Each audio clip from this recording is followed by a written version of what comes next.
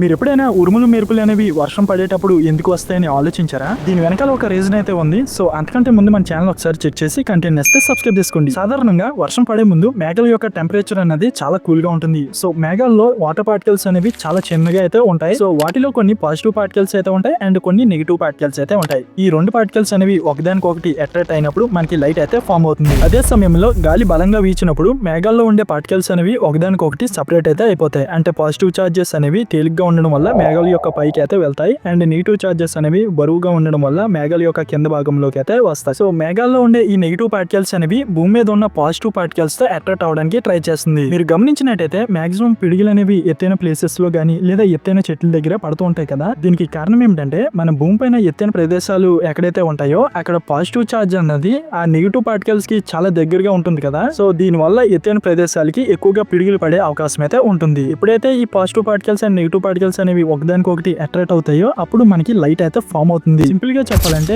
ఈ ఫోటోలో ఒకసారి చూడండి, మేఘాల్లో ఉండే నెగిటివ్ పార్టికల్స్ అనేవి భూమిపైన ఉన్న పాజిటివ్ పార్టికల్స్ కి అట్రాక్ట్ అవుతున్నాయి. సో ఈ విధంగా అట్రాక్ట్ అయినప్పుడు లైట్ అయితే ఫామ్ అవ్వి మెరుపు అయితే ఏర్పడుతుంది. ఎప్పుడైతే మెరుపు అన్నది గాలిని చీల్చుకుంటూ మన భూమిని తాకుతుందో అప్పుడు ఒక పెద్ద శబ్దం అయితే వస్తుంది కదా, దానినే మనం పిడుగు అని అంటాం. సో ఫ్రెండ్స్, ప్రతి ఒక్కరికి అర్థమైందని అనుకుంటున్నాను. అండ్ వీడియో నచ్చితే లైక్ చేయండి అండ్ ఇలాంటి ఇన్ఫర్మేషన్ కంటెంట్ డైలీ మీకు కావాలనుకుంటే మన ఛానల్ కూడా సబ్స్క్రైబ్ చేసుకోండి.